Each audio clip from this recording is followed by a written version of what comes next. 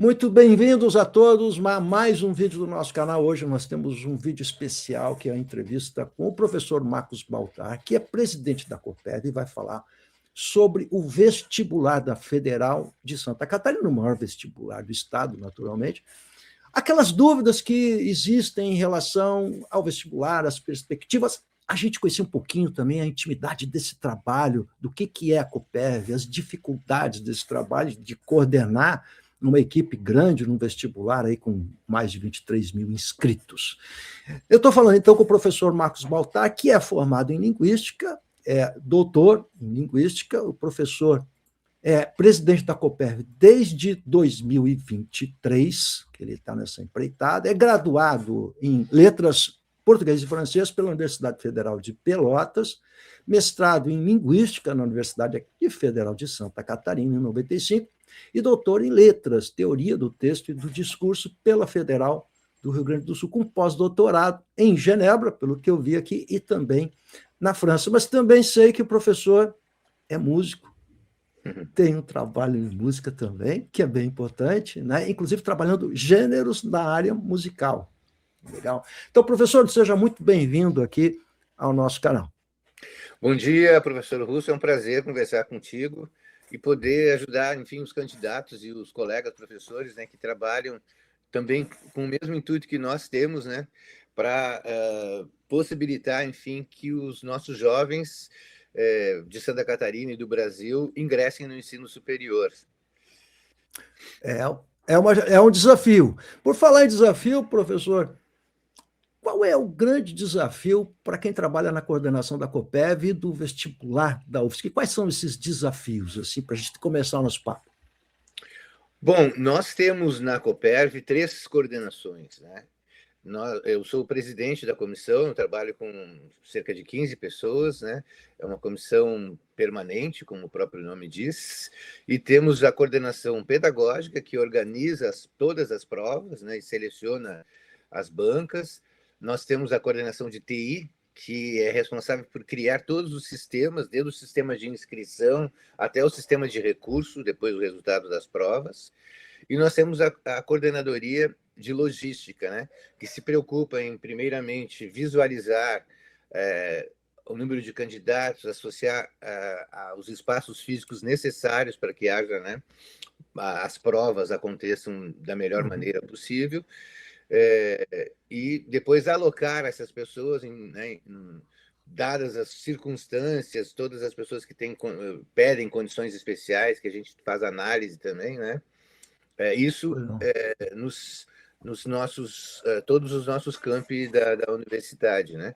E como nós temos trabalhado em parceria com o IFSC e com o UFC nos últimos anos, também a gente tem que fazer essa articulação com os outros 2 institutos.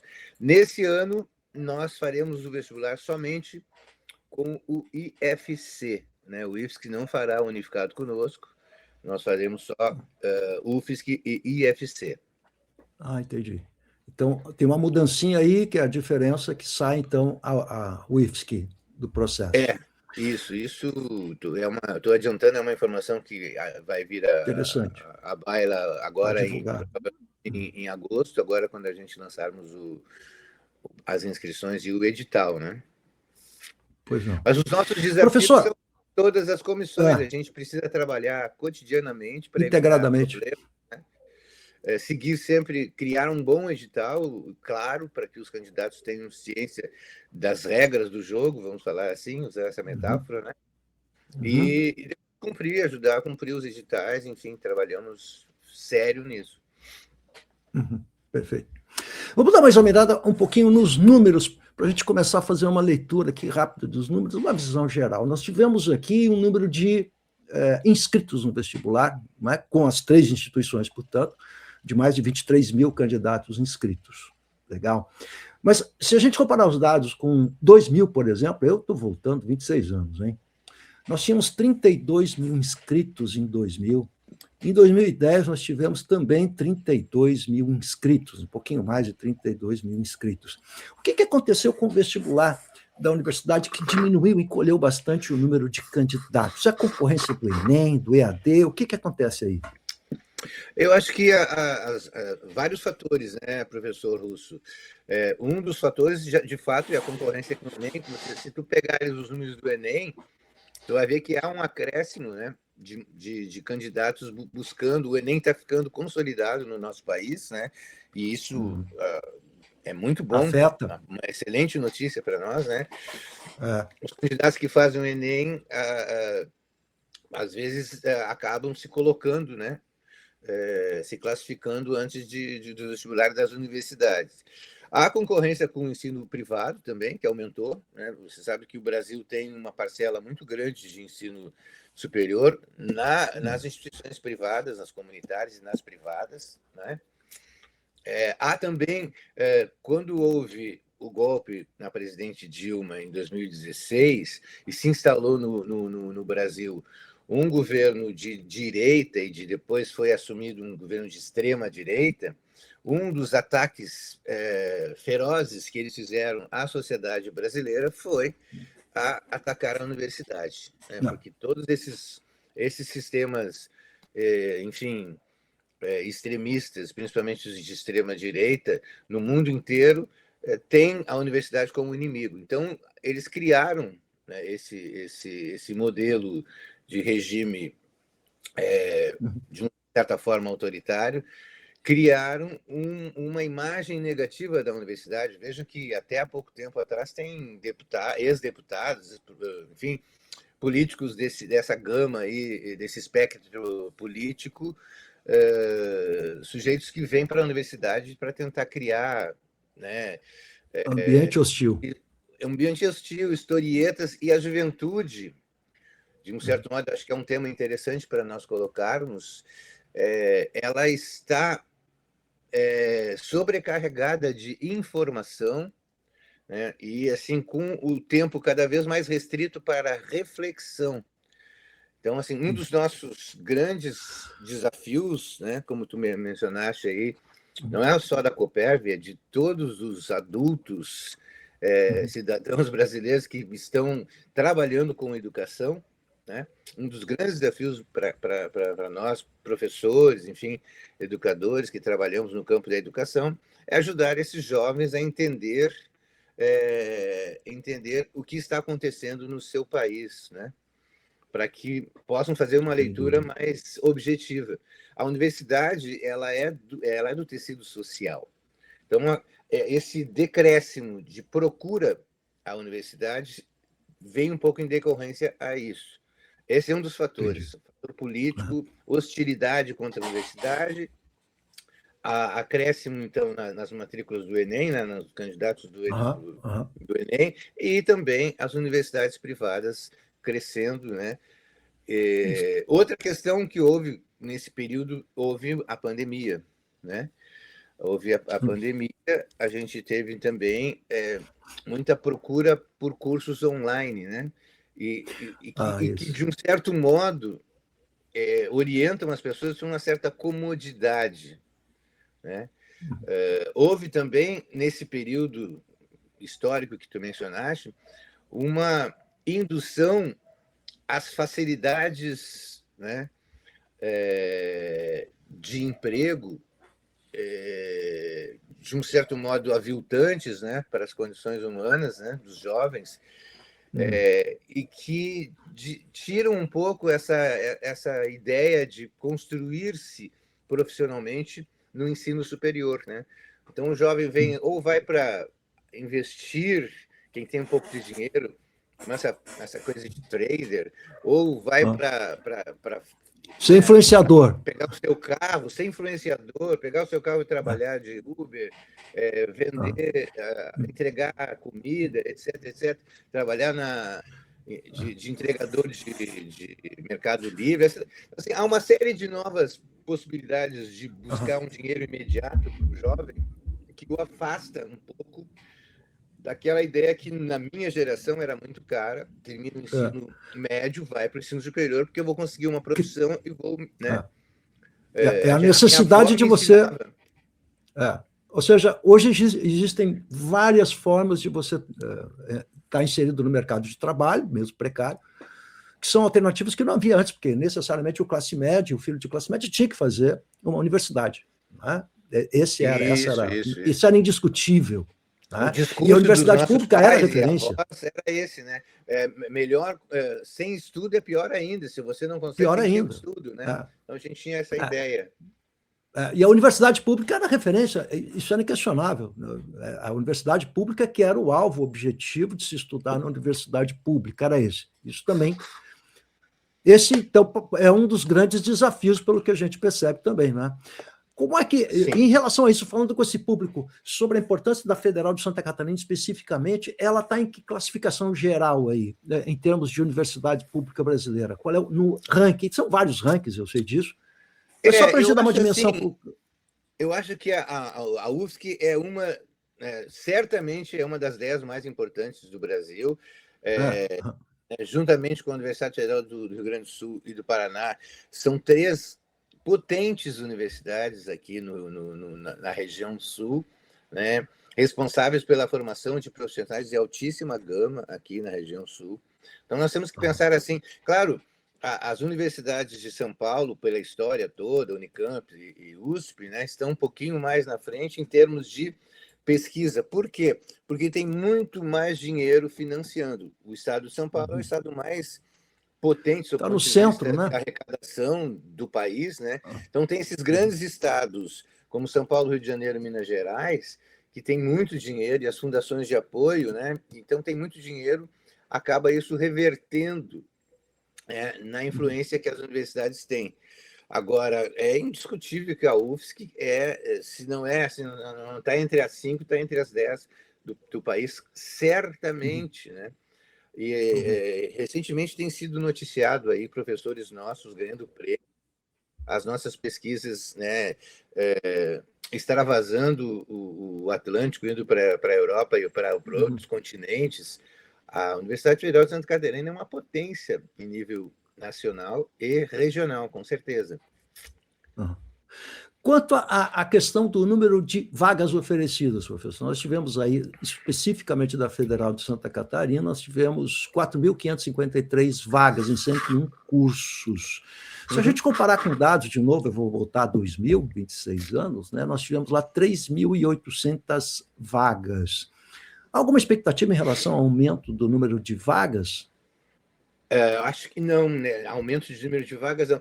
Tu sabes que existia uma política pública, né, do então presidente Lula, na época, de aumentar as vagas, né, aumentar a relação professor-vagas de candidatos e subsidiar a universidade com aquele programa, né, Reúne, não sei se tu lembras disso, né? Aumentou. Nós passamos de 3 milhões de estudantes universitários para 8 milhões, hoje já ultrapassamos 10 milhões de estudantes universitários no país. Então, assim, naquele momento houve um acréscimo de oferta de vagas, muitos cursos abriram, muitos departamentos abriram cursos à noite na universidade, aumentou bastante, né? E hoje, na Universidade Federal de Santa Catarina, no ano passado foi criado um novo curso, Ciência de Dados, nós tínhamos 100 cursos, isso pensando nos presenciais, né? Tem mais alguns cursos que são sazonais, né? São alguns cursos fixos e outros são sazonais, que são à distância, então a gente chega em torno de 101 presenciais e às vezes chega a 110, 108, 109, com educação à distância. Então, as vagas circulam em torno desses novos cursos que eventualmente possam surgir. Para aumentar a vaga, tem que aumentar um novo curso, né?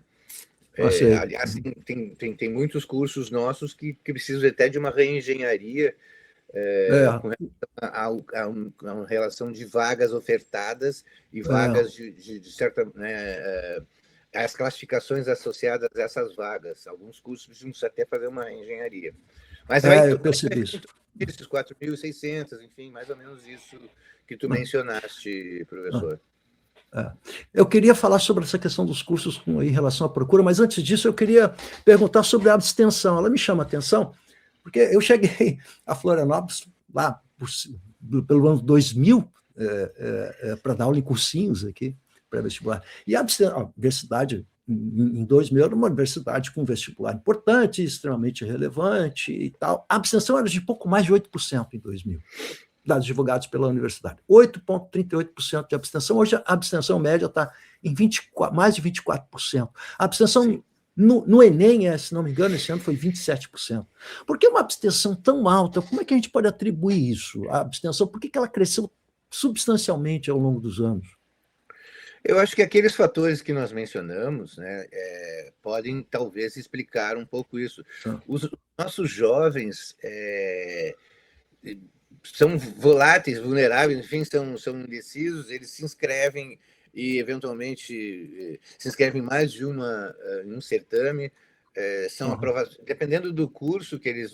Né, se eles são aprovados mais próximos das suas cidades, eles acabam abandonando, não vindo. Então, tem isso... Quando eu assumi, eu não tenho um estudo preciso sobre isso. A linha histórica, desde que eu começo a prestar atenção nisso, tem se mantido. De fato, tu dissesse, houve um tempo em que a classe média, as famílias se organizavam em torno do ensino superior, então aquilo era mais, digamos que, uma espécie de liturgia familiar para a classe média ir para a universidade. Então, assim, os estudantes não pediam a oportunidade de... se inscreviam e iam fazer as provas. Hoje tem se mantido em torno de 25%, mais ou menos isso aí, para cima e para baixo um pouco, né? É isso mesmo. É um índice bem alto, né? Imagina, quase um quarto dos candidatos não vai ao concurso. Isso realmente é preocupante, que mostra que realmente o aluno faz a inscrição por fazer a inscrição e, enfim... E principalmente quando a inscrição é gratuita, né? Principalmente, infelizmente, isso a gente já verificou. É verdade. Professor, aqui, estamos falando aí com a galerinha que está fazendo escolhas, eu queria fazer alguns comentários. Em primeiro lugar, eu trabalho com isso há tantos anos, não é? E a gente vê que aqueles cursos que são os cursos, digamos assim, preferidos pelos candidatos, eles não mudaram muito. Se a gente observar a medicina, o direito continuam sendo aqueles cursos muito procurados, né? Mas a gente está falando de mercado de trabalho, e eu me lembro, eu fiz uma entrevista há muito tempo atrás com o professor Silvio Serafim, da Psicologia da Federal de Santa Catarina, que fazia um trabalho integrado a respeito da escolha profissional. E eu perguntei para ele, certa feita, professor, onde é que está o mercado de trabalho? Eu me lembro da frase dele, ele disse assim, se a gente pegar os candidatos, aqueles cursos mais concorridos até os menos concorridos, seguramente o mercado de trabalho vai estar lá embaixo, dizia ele, né? E eu penso muito nos cursos de licenciatura, até porque se fala muito que há um problema aqui na formação de professores, né? Cada vez menos professores, há uma demanda por professores em todas as áreas. Eu acho que isso é um dado importante. E se a gente pegar a lista de cursos e a gente observar a concorrência, a gente vai ver que a medicina, evidentemente, o direito tem a predileção, mas há cursos lá embaixo, né? Por exemplo, 0,1, ou seja, 70 vagas para 7 candidatos em engenharia de materiais. A gente vai pegar lá em Curitibanos, engenharia florestal, são 0,14, são 42 vagas e só 6 inscritos. Né? Engenharia têxtil, lá em Blumenau, 70 vagas, 11 inscritos, 0,16. O que a gente pode falar a respeito desses cursos com tão baixa procura, né? E que aparentemente são cursos extremamente interessantes? O que está acontecendo no mercado de trabalho? Por que tem que ser direito? Por que tem que ser medicina? Bom, tu colocaste uma questão que é regional, né? A universidade, quando fez, enfim, essa opção de ser multicamp, né? Ela tem, então, lideranças regionais preocupadas com o desenvolvimento dessas regiões, né? Então, se tu pegares aí Curitibano, engenharia florestal, nós temos em Curitibano também agronomia. Blumenau, com engenharia têxtil, também tem as licenciaturas, matemática noturna, que às vezes oferecem problema em termos de procura de candidato. Mas isso tem a ver com a vocação pensada para os jovens daquela região. Então, assim, houve um estudo, né? Os diretores dos campi fazem esse trabalho junto com seus, né, chefes de departamento, coordenadores de curso, para analisar qual que é a vocação regional e a tendência de desenvolvimento daquelas regiões, e aí constrói os programas dos cursos pensando nesse desenvolvimento, enfim, em acolher novos profissionais para essas áreas, né? Profissionais. Enfim, de fato, esses números que tu trouxeste têm se mantido, pelo menos ao longo da minha estada aqui na Coperv. O que nós fazemos? A cada novo relatório, nós informamos aos coordenadores de curso. Existe esse debate na SEGAD, né? Coordenado sempre pela Pró-Reitoria de Graduação, para deixar os coordenadores atentos a esses números, né? Então, é uma relação muito complexa, assim, passa pelo que os diretores de campi pensam junto com a sociedade local e regional sobre o desenvolvimento daquela região e sobre as profissões necessárias para esse desenvolvimento, né, no ensino superior. E o número de vagas circula mais ou menos com essa ideia, né, com esse engendramento. Engenharia de materiais, nós temos uma engenharia de materiais aqui em Florianópolis, e outra em Blumenau. Olha, de fato, o estudante... A Blumenau é perto, né? São cidades próximas, então pode acontecer. E às vezes... uma concorre com a outra. Uma concorre com a outra, os candidatos, né, colocam mais aqui, não lá. Mas nós procuramos, com relação a essas procuras, no início, né, na primeira, digamos assim, rodada de inscrição, né, minimizar esse problema. Nós construímos um mecanismo a partir de 23, que a gente chama tripartite, que é a reopção, né? E depois ainda a gente oferece o histórico, que é um outro tempo que a gente pode conversar, para minimizar essas questões de cursos com muito pouca procura na primeira inscrição, né? Opção. Quando abre... A gente nem fala em primeira opção, assim, mas fala na primeira inscrição, na primeira rodada de inscrição, há um leque de 101 cursos, né? Distribuídos em cerca de, sei lá, 25, 30 cidades, e aí os candidatos ficam ali, né, se localizando onde que eles querem fazer. Há uma procura nos últimos anos, de fato, sempre houve uma procura inicialmente para os cursos da área da saúde, os cursos da área de engenharia também eram muito procurados, né? Houve aquele ataque lá com aquela operação maluca lá chamada Lava Jato, lá, a exemplo da Mani Puliti, lá da Itália, para acabar com a indústria de peso, na nossa indústria de peso da construção civil aqui no Brasil, né? O resultado disso a gente vê nas nossas cidades, nessa quantidade de prédios sendo construídos diariamente, aí, porque a grande indústria agora se voltou a construir prédios, né? Então, as engenharias foram afetadas por esses mecanismos vis da política, da má política, né? Má política. Que a gente nem vai entrar mais no mérito aqui, mas a gente já sabe o que aconteceu, né? A nossa engenharia era muito pujante e agora diminuiu muito. Estão voltando os interesses dos jovens às carreiras pela engenharia. De engenharia, o que é muito necessário para um país que precisa, muita coisa tem que ser feita em todos os âmbitos, né? Saneamento básico, drenagem urbana, etc, etc. Imagina. Via, estradas, enfim, túneis, uma série de perspectivas a serem atingidas aí nos próximos 20 anos, em que os cursos de engenharia têm que dar conta. Então, em princípio, é natural que volte essa procura. E tem havido uma procura também importante para esse campo da ciência da computação, né? Que também é um novo cenário, né? É um novo cenário da juventude, os TIs, né? Enfim. Sobre o sistema de cotas, eu lembro que quando entrou o sistema de cotas foi uma polêmica danada, né? Hoje, olhando os números ali, em relação à comparação de escolas públicas com escolas particulares, pelo último relatório, nós temos aí 43,94 alunos que vêm da escola pública e 48,48 alunos que vêm da escola particular. Está quase empatado isso. Qual o impacto hoje que a gente pode observar em relação ao sistema de cotas hoje da universidade? Naquela época, eu lembro que a discussão era no sentido de que ia diminuir a qualidade dos alunos, etc, etc. Muita gente ficou, enfim, questionando isso.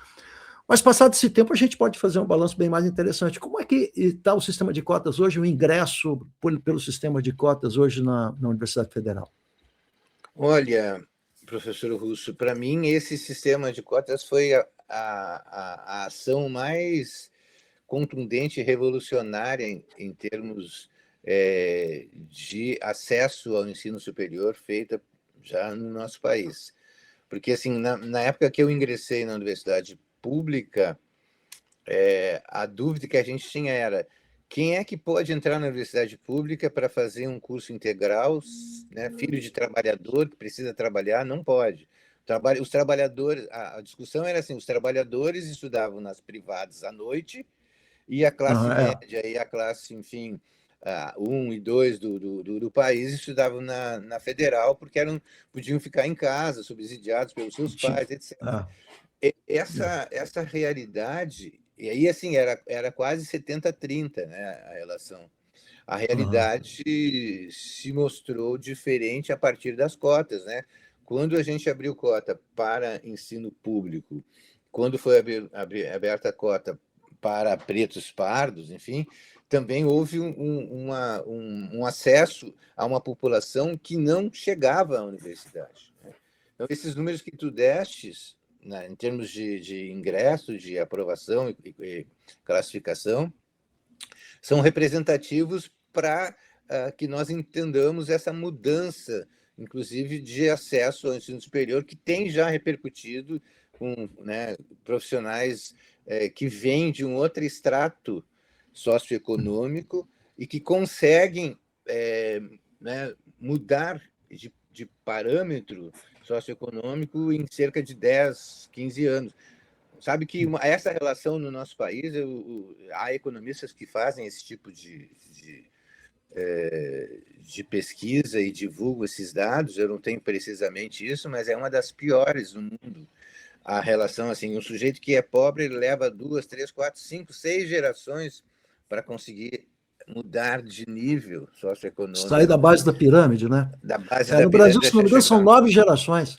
9 A gerações. gente está abaixo de países da América do Sul aqui. Isso é uma coisa que, com as cotas, diminuiu essa distância, né, para chegar. Na verdade, todo mundo em cima da pirâmide não vai chegar, né?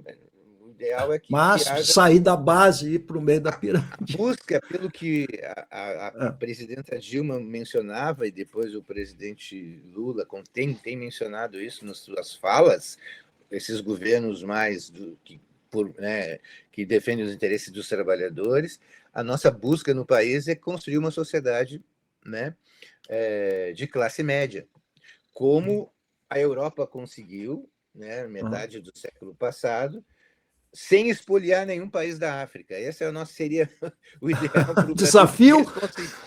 Eles conseguiram isso indo lá buscar os recursos, né, dos países africanos. A Europa conseguiu isso, né, às custas, né, essa engenharia política, enfim, deles. Então, se nós conseguirmos fazer isso com o ensino superior e com um trabalho mais qualificado, né, dando as condições, né, naturais, enfim, dos nossos jovens a se desenvolver e a construir uma sociedade mais equilibrada, a gente, enfim, avança, né, em termos históricos para o desenvolvimento do país. Então, o resultado, em linhas gerais, foi extremamente positivo, contrariando muitas opiniões na época, né? Ou seja, realmente o acesso de jovens, inclusive em cursos de elite como medicina, né? Ficou muito mais fácil agora.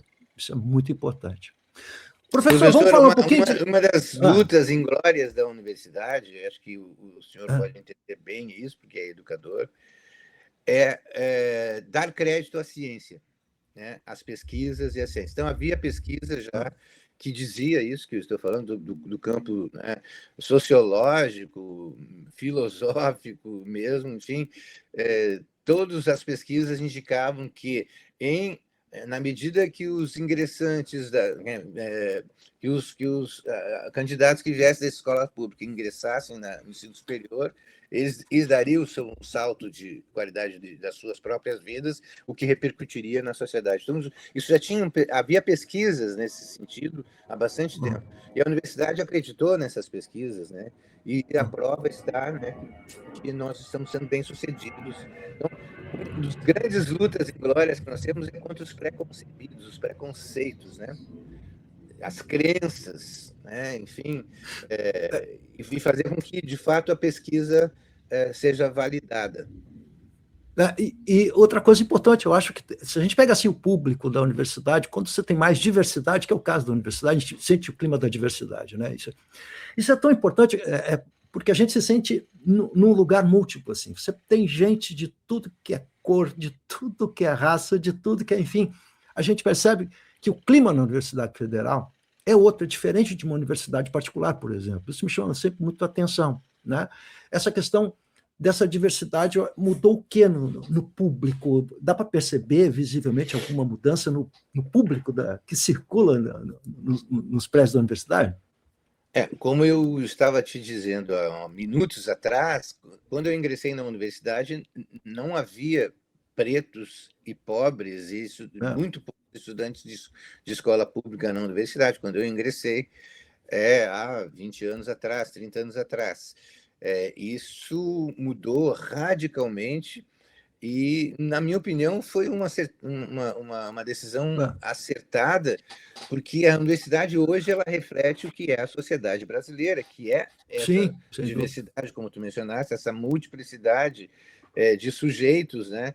Inclusive, as cidades cosmopolitas, não dá para dizer que Florianópolis seja uma cidade cosmopolita, mas é uma capital que aglutina, né, todo muita gente de fora, de ilha, exato. Aqui parece a ilha maravilha, né? As pessoas têm essa ideia do Eldorado de Florianópolis ainda. Né? Então tem gente, vem migração desde de gente da África, agora vem os refugiados. Sabe que nós acabamos de fazer um certame especificamente para refugiados, né?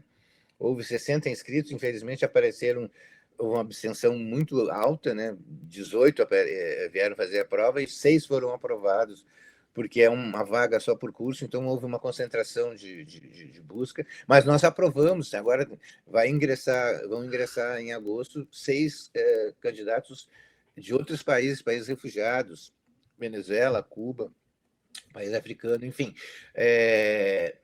Nós visualizamos essa diversidade, né, como Florianópolis, enfim, acaba, na minha leitura, ganhando com isso. Ao contrário de alguns políticos que querem fechar rodoviária, eu acho que isso é a antítese, né? Vamos fechar a ponte, né? Vamos fechar a ponte. Né? A sociedade humana, ela é complexa e ela é, vamos dizer, misturada, né? Sempre foi na história. Todas as tentativas de raça pura, desse extremismo não deram certo, né? Terminaram com projetos autoritaristas, enfim, desumanos, enfim, que a gente conhece, né? Não quer repetir essas experiências. Então, a universidade, de um certo modo, ela é um pouco a imagem do tecido social brasileiro, né? A universidade brasileira, principalmente a pública, né? Gratuita e pública, exato. O papel e a importância da universidade pública, né? Não resta a menor dúvida. Professor, vamos falar da redação, já que o professor é avaliador também, corrige redação, não é? Eu costumo dizer assim, vocês que fazem vestibular, vocês não têm ideia do que é o dia a dia do avaliador de redação. O que é isso, né? Que ser um avaliador de redação. Eu vou pegar o relatório para a gente observar alguns pontos aqui interessantes que me chamam a atenção como professor dessa área. Eu vou pegar aqui o ponto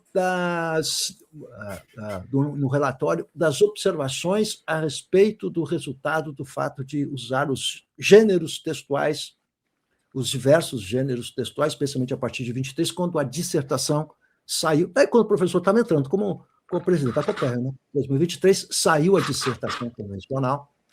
E aí a avaliação da Federal, agora no seu relatório, diz o seguinte: primeiro, 3 itens. O primeiro, redução significativa de redações produzidas a partir de modelos prontos, a tal redação esqueleto, né? Que trazem discussões genéricas e cabem para qualquer tema proposto à dissertação, e serve como estrutura de preenchimento, né? A famosa encheção de linguiça. 2, a ausência quase que total de citações diretas ou indiretas de autores clássicos usadas de forma desconexa, muitas vezes com equívoco ou de autoria ou de conteúdo. É o caso daquele repertório de bolso, que inclusive hoje já não é mais aceito no próprio Enem. E 3, redução de clichês e exposições de senso comum que giram em torno de um discurso de ninguém, ou seja, o contrário daquilo que se busca, que é o autor, o desejo de autoria, e enfraquecem o projeto cultural da redação. A partir dessas conclusões, professor Marcos Baltar, eu posso dizer que a dissertação está fora de cogitação do vestibular da Federal? É o que está dito, né? Aquela dissertação, a famosa redação de vestibular, com 4 parágrafos, né? Enfim, aristotélicos, aquilo, como tu mesmo mencionaste, pelo que está escrito no relatório, gerava muito problema. E qual que é o nosso grande desafio, como tu mencionaste, dos avaliadores, em qualquer banca, de qualquer universidade, é fazer dissociação, né? Porque a gente tem que classificar, às vezes, por milímetros, um candidato do outro, quem entra, quem não entra, né? E quando a gente tem, sei lá, a gente acaba lendo 18 mil, 15 mil, 20 mil textos, né? Quando os textos são produzidos como se fossem, né, fabricados pela mesma fórmula, é muito difícil então, fazer essa dissociação. Então, vê que aqueles 4 critérios, eles nos permitem, em tese, olhar para cada texto de forma única, né? Claro que o contexto da leitura das provas é muito complexo, sim. Nós somos temos uma banca de 50, que às vezes vai para 70, às vezes vai para 60, 50 leitores dos textos dos candidatos. Então, isso é uma questão cara para nós, de fato. Buscar o texto diferenciado. O problema do Enem, a gente vai exaltar o Enem aqui e tal, mas o problema da redação do Enem é que aquela dissertação ela virou algo extremamente popular, inclusive nos concursos públicos hoje, está todo mundo citando filósofos, Aristóteles, etc., etc., numa redação de concurso público, né? E eu costumava dizer aos alunos, olha, galera, a Federal não quer saber, a Universidade Federal de Santa Catarina não quer saber do filósofo, etc. Não é esse padrão de redação que se aceita. E a intervenção, a famosa intervenção na conclusão, que todo mundo fazia questão de fazer a praga daquela intervenção, o Estado precisa, não sei, aquela coisa pré-pronta e decorada. Quando entram os gêneros, não é? E a Unicamp, que é outra universidade extremamente importante nesse know-how da correção e da avaliação de redações, né? E que também trabalha com gêneros, e ela sempre tem 2 propostas, a Federal de Santa Catarina tem 3 propostas, né? Ela também fugiu da dissertação, já declarou categoricamente que a dissertação está fora de questão. A minha pergunta é, se a gente for... a primeira perguntinha que eu vou fazer, que a galera me pergunta em sala de aula ainda, para esses alunos que eu atendo aqui, professor. Vou pegar o critério de modalidade escrita. Se eu tiver 10 erros de gramática, o que vão me descontar? Quanto eu vou ser descontado nos meus dias? Essa pergunta que eu tenho ouvido. Se eu errar crase e acento, quanto que vão me descontar dos 2,5 pontos que valem 10 a modalidade escrita? Não existe esse padrão. Como é feita essa conta? De fato, isso eu não posso te dizer, porque assim, nós somos, como eu te disse, eu não vou entrar nesse mérito, nós somos cerca de 50 ou 70 corretores, né? E eles são orientados, eles são formados, a gente tem um momento preparatório antes de começar a leitura dos textos, para seguir aqueles critérios, né? E, de fato, o que o candidato tem que pensar? Ele tem que atingir o máximo daqueles 2,5 para buscar o 10 sempre, né? Para buscar o 10 sempre. Se ele carregar em problemas de um dos 4 critérios, ele vai ser penalizado. Aí assim, como não são robôs ainda que corrigem as provas, né, professor Russo? Ainda bem, como tu mesmo mencionaste, né?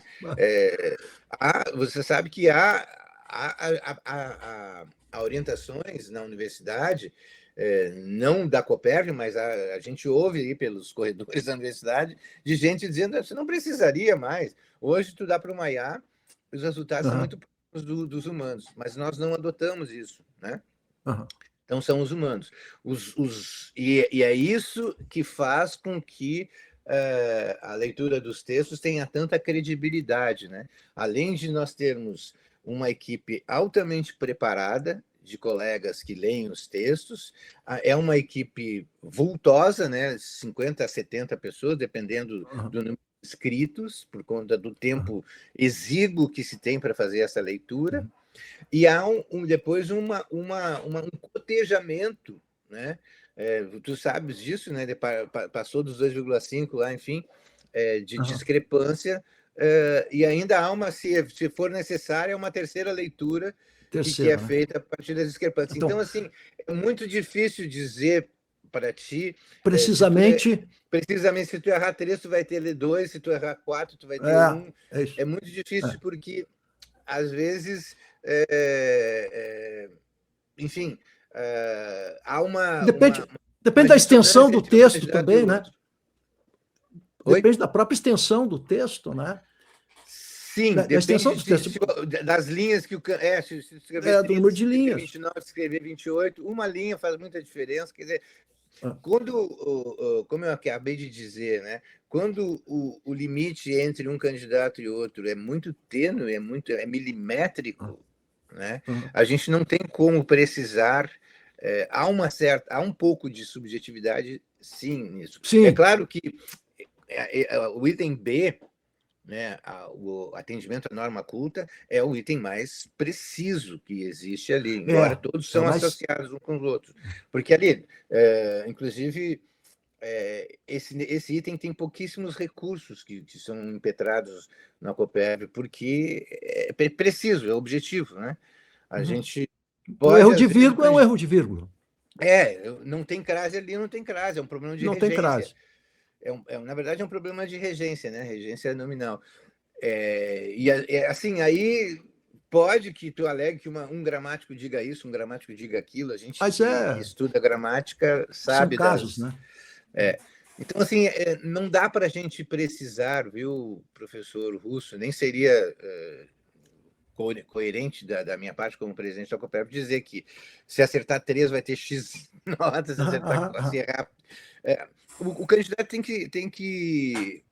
O ideal é que o candidato escreva e revise, né, aquilo que escreveu. Esse é o ideal. Que ele consiga, num período que ele tem para escrever a sua redação, fazer o rascunho, revisar e passar limpo. Esse seria o ideal.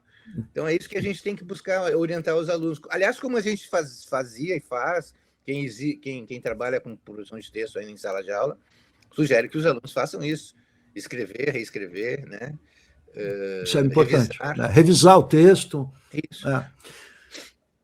Sobre os gêneros, então, o que a gente observa, né? A partir de 2023, quando não entra mais a dissertação, os gêneros passaram a ser uma escolha obrigatória. E antes, os alunos escolhiam muito a dissertação porque era mais fácil, porque era o modelo mais, e continua sendo o modelo mais treinado no ensino médio. Treinado, exatamente. É o mais treinado, né? Até em função do próprio Enem, é o mais treinado. E quando a gente vai para a crônica, quando a gente vai para o conto, que é o modelo narrativo, quando a gente vai para o artigo de opinião, muda completamente a coisa. Então, o que eu tenho percebido, evidentemente, é que no ensino médio, hoje, aqui em Florianópolis, que são os alunos com os quais eu tenho contato, que os gêneros eles passaram a se disseminar, ou seja, eles estão mais presentes em sala de aula agora, porque os professores são obrigados a trabalhar esse gênero. Isso que está acontecendo, que é o reflexo e a importância da Universidade Federal no ensino médio, né? Tem esse reflexo imediato. Então, muita gente correndo atrás desses gêneros. Então, a pergunta é a seguinte, são 4 critérios e a gente sabe que 3 critérios são praticamente iguais, não importa o gênero, mas tem o critério, o primeiro, o inicial, que é o critério de gênero, certo? O que é cobrado especificamente no critério de gênero? Então, vou para a crônica, professor, certo? Então, o que diz o nosso relatório sobre a crônica? Que vai ser cobrado as características atinentes à crônica.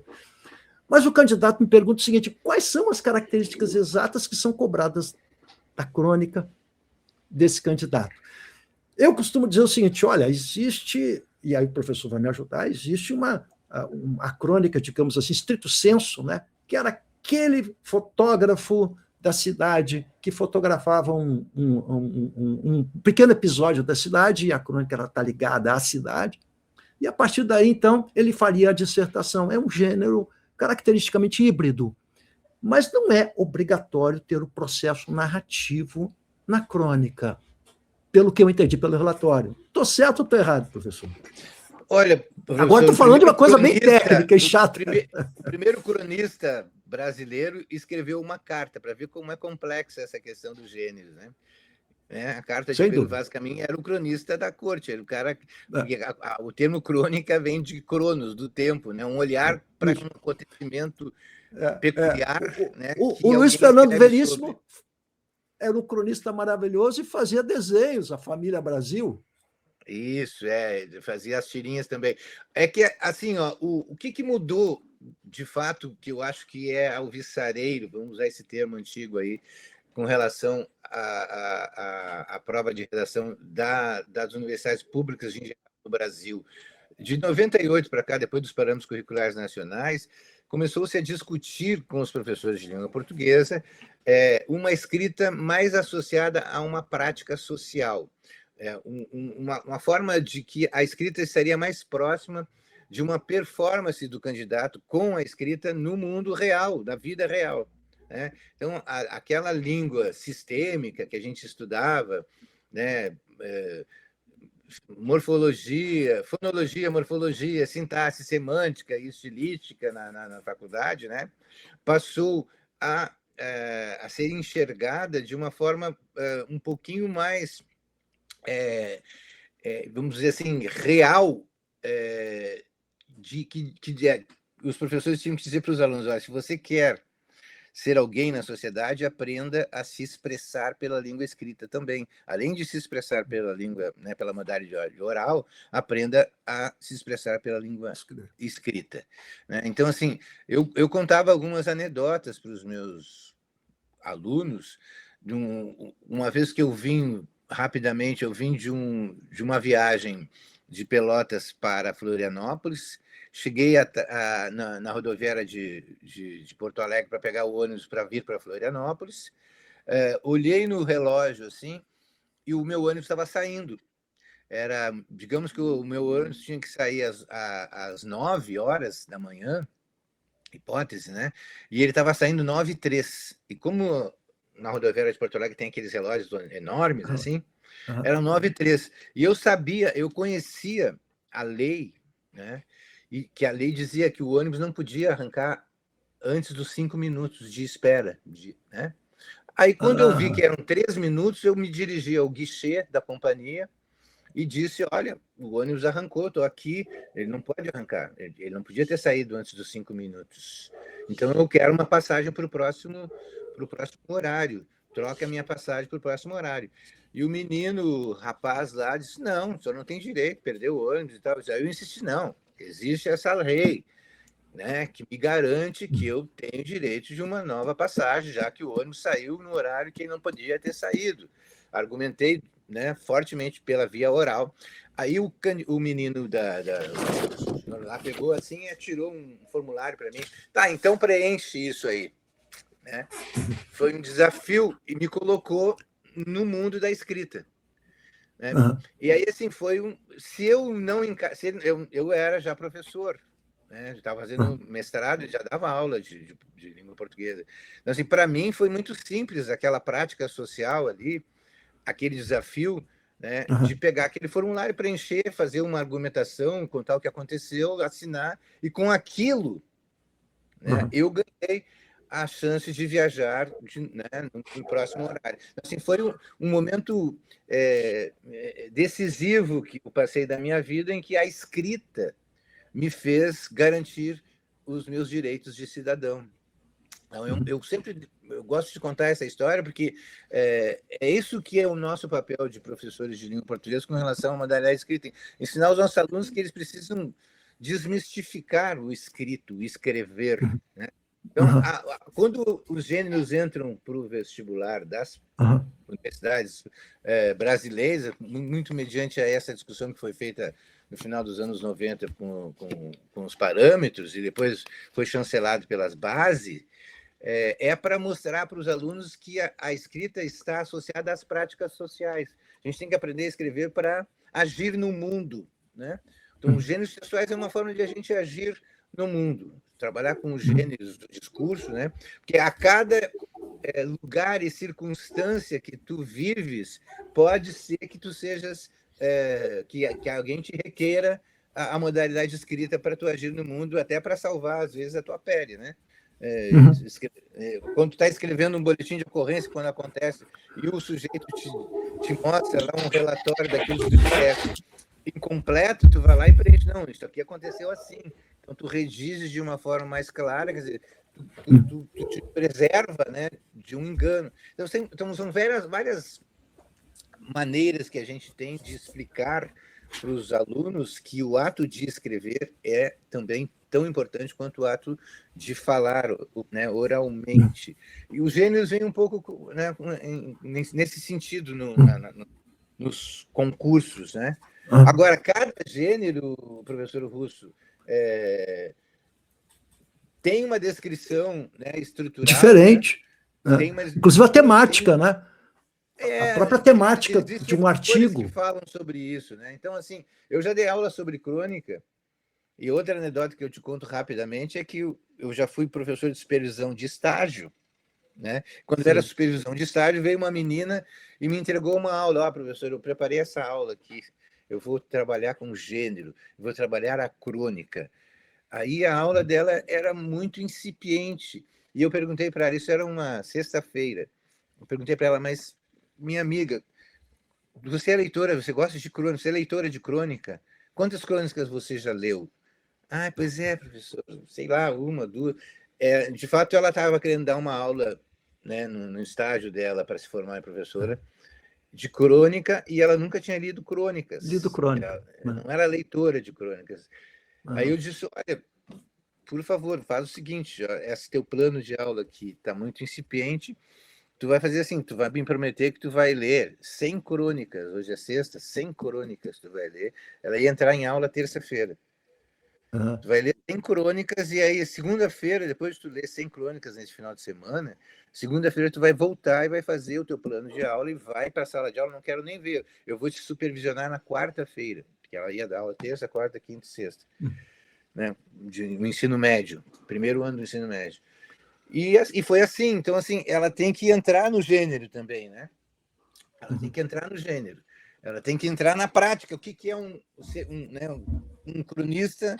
Se expressa de inúmeras formas, como tu mesmo mencionaste, não só através do texto narrativo, às vezes o texto até argumentativo, né? Ou um misto entre argumentativo e o texto híbrido, muitas vezes, né? Ela tem que entender o que é a prática de cronicar, né? A prática de cronicar. Que é a arte da conversação, né? Conversar com o seu leitor, bater um papo. E aí, por isso que a linguagem, professor, vai ser um pouco mais coloquial, mais aproximada da coloquialidade da conversação. Então, assim, o que se pede com relação a gênero e tema é a adequação ao tema que está sendo pedido e a forma de expressividade no formato daquele gênero que vai levar para uma orientação de uma prática social de escrever daquele modo, né? Na esfera, enfim, às vezes esfera jornalística, às vezes esfera literária, né? Geralmente as crônicas começam na esfera jornalística e depois são depositadas num livro lá de algum autor na esfera literária, né? Como aconteceu com o Dicionário Veríssimo, né? Rubem Braga, né? Que só escreveu cronistas que eram jornalistas, aliás, que foi jornalista, né? E que caiu nas leituras obrigatórias da Universidade Federal, Rubem Braga já caiu. Mas, professor, quando eu cheguei aqui, isso já faz também mais de 20 anos aqui, tinha um livrinho muito bacaninho, me lembro, capa vermelha, fininho. Eu lembro desse livrinho. E esse livrinho foi a minha Bíblia quando eu cheguei aqui, porque eu não conhecia direito a redação daqui. Eu vinha lá do Rio Grande do Sul, né, da Federal do Rio Grande do Sul, lá era diferente, tinha o texto híbrido, porque tinha que inserir um assunto relacionado, uma narrativa que tivesse acontecido na tua vida. Pessoal, é verdade. Cara, era o texto híbrido, aquilo ali foi um começo dos... O professor Fischer, inclusive, estava na banca lá da Federal do Rio Grande do Sul. O meu orientador ajudou a fazer aquele trabalho, eu ajudei também aquele trabalho, o professor Paulo Guedes. Paulo Guedes, querido professor Paulo Guedes, queridíssimo, né? E esse processo todo, que foi extremamente criativo, justamente buscava fugir daquele modelo padrão da dissertação, né? Que é o texto híbrido, isso foi uma genialidade. Quando eu cheguei aqui, tinha aquele livrinho. E aquele livrinho me ajudou muito em sala de aula, por quê? Porque tinha exemplos de redações corrigidas pela própria banca. Então, a banca explicava, olha, isso aqui foi assim, assado. E quando a gente busca lá na Unicamp, agora, se a gente for lá pegar os gêneros do Unicamp, vai ter modelitos, olha, essa é uma redação considerada muito boa, essa é uma redação média, isso é uma redação ruim por causa disso, daquilo. Isso eu não tenho mais e faz uma falta danada, professor. O que está faltando para a gente dar uma impulsionada nisso, hein? Eu acho que tu pode fazer isso. Se tu tem tempo, se tu tens tempo, tu pode fazer.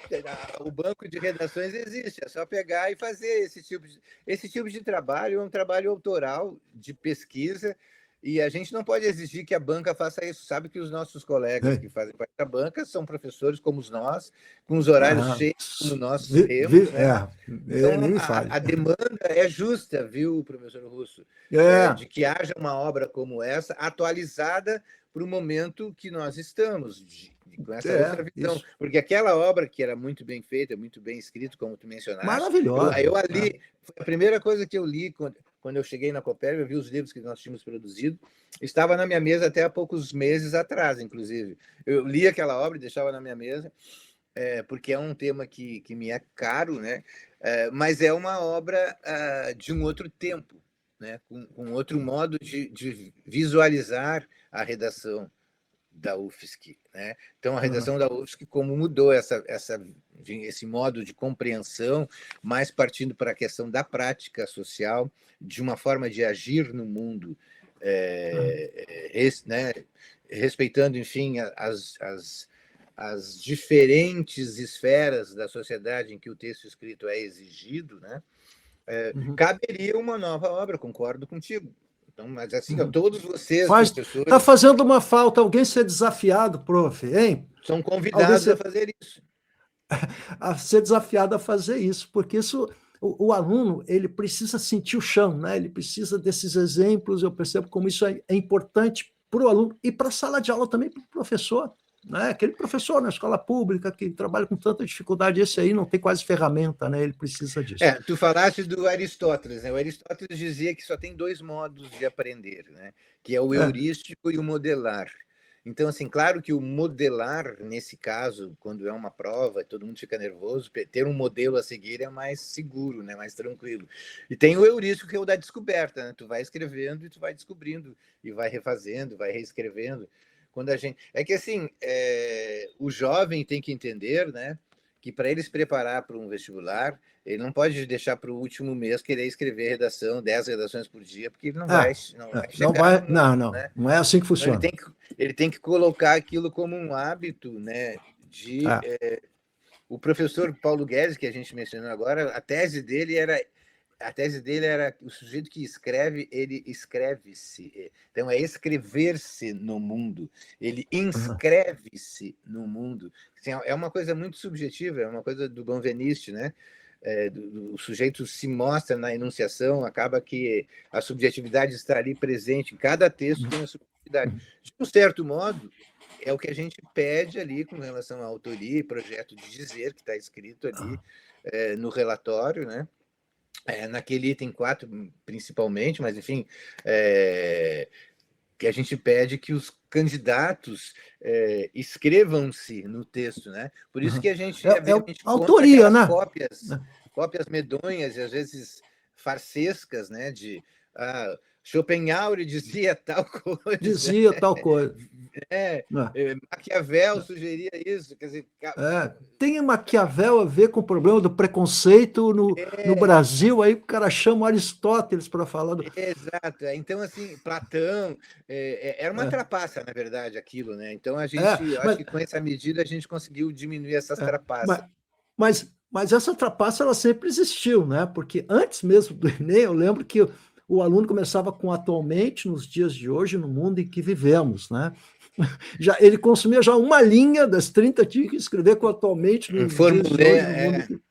É verdade, Era sempre assim. Prof, para a gente... formulaico, né? É isso, pré-pronto. Né? E hoje, inteligência artificial, isso aí virou um horror, né? Para a gente fechar aqui, vamos lá. Sabemos que os temas que vão cair esse ano, né? Eu não vou pedir o tempo, bem que eu tenho vontade de fazer essa pergunta, professor, qual vai ser o tema? Que vontade que eu tenho de fazer, mas eu não vou fazer. Se a gente soubesse, né? Se a gente soubesse uma bolinha mágica, né? Sobre os temas, a gente sabe que o tema é um tema que está inserido de algum modo nas leituras obrigatórias. Essa é a tradição, né, da universidade, acho que é uma tradição ótima. Mas sobre essas leituras obrigatórias, quais os critérios para a escolha dos livros? Eu digo isso porque eu me lembro que uma vez caiu Euclides da Cunha Sertões e eu sofri com aqueles sertões para poder dar isso para os alunos do ensino médio. Eu acho que, assim, os critérios, as nossas bancas, elas são sigilosas e elas são voláteis, elas mudam, né? Então, assim, muito assim, nós temos o nosso coordenador pedagógico, que é o professor Manuel, e eu não tenho a mínima ingerência sobre isso, nem o coordenador pedagógico. À medida que a gente escolhe as bancas, a banca tem total... enfim, autonomia para definir quais são as obras, né? Tem, como tu mencionaste, tem uma questão talvez que possa ser aparentemente mais lógica das 6 obras. A gente tem procurado trazer agora nos últimos música, um álbum, né? Que também é uma forma de expressão importante que os jovens estavam perdendo. Eles não tiveram essa prática social de sentar e escutar um álbum como um todo, né? Pegar fazer o link, as articulações entre as partes. Eu acho que isso está faltando um pouco na nossa geração, né? Nessa nossa geração muito fragmentada, né? Que às vezes não entende que o todo é muito mais do que a soma das partes, né? Então, um álbum é uma questão conceitual, a gente tem tentado trazer textos clássicos, né, associados a textos mais modernos, mas não há uma lógica, porque cada banca tem total autonomia e a gente não tem essa ingerência e tem que respeitar isso, né? Agora, de fato, assim como a gente aprende a ler lendo, a gente aprende a escrever escrevendo, né, professor? Sem dúvida. Então, o que os candidatos têm que fazer, as receitas são sempre as mesmas. Como é que eu preciso saber? Como é que eu melhoro a minha escrita? Eu vou ler 10 livros para escrever melhor? Não, tu tem que escrever bastante, escrever diariamente, cotidianamente, ou sei lá, a cada semana, aí o ritmo é cada um que define. Para melhorar a sua escrita, tu tem que escrever com recorrência. Para melhorar a leitura, ler, reler, conversar com os outros sobre o que tu está lendo. As dicas são sempre as mesmas, historicamente, desde que eu era estudante. Sempre. Os meus professores diziam as mesmas coisas. Exato, eu vejo isso, né? É recorrente. Alguma coisa muda aqui ali, mas de maneira só se aprende a escrever escrevendo. Né? E também, assim, uma orientação que eu gostaria de dizer, há alguns autores, né, dentre os quais os autores brasileiros, né, que dizem o seguinte: o importante é escrever. O meu orientador falava escrever, ser, mas o importante é entender a habilidade da escrita e não ficar preocupado com o gênero. O sujeito que escreve em qualquer gênero. Se ele entender qual é a prática social, para quem que tu está escrevendo, né? O que tu está escrevendo e para quem tu estás escrevendo, nesse caso, o candidato já sabe que ele vai escrever para uma banca, né? Para 50, 60, 70 pessoas. Essa é a prática social. Agora, ele pode estar pensando também que ele está escrevendo para... Se é uma crônica, ele pode estar escrevendo para um livro dele, ele pode imaginar a prática social que achar mais conveniente na hora de sentar ali naquela cadeira e ficar escrevendo, né? O que é importante é que ele se organize para escrever e reescrever, se der tempo, fazer suas revisões, para não perder pontos, principalmente, às vezes, pontos bobos, né? Esquecer um acento, né? Esquecer de revisar. Isso é comum, acontece até em função da própria tensão, nervosismo, da tensão, estresse. Da nervosismo, exatamente. Isso acontece então, bastante. Treinar nesse sentido, não treinar assim para tentar trapacear com a banca. Professor, para a gente fechar, então, primeiro, o que a gente pode deixar aqui como uma mensagem para esses alunos que vão se inscrever no vestibular da Federal de Santa Catarina esse ano, sabendo que há uma mudança importante que o professor está nos dando aqui, que é o fato de que o IFSC não entra mais no processo, não é? Que mensagem a gente pode deixar, especialmente aquela mensagem falando sobre a importância da universidade pública, enfim, o que a gente pode dizer para esses nossos aluninhos queridos?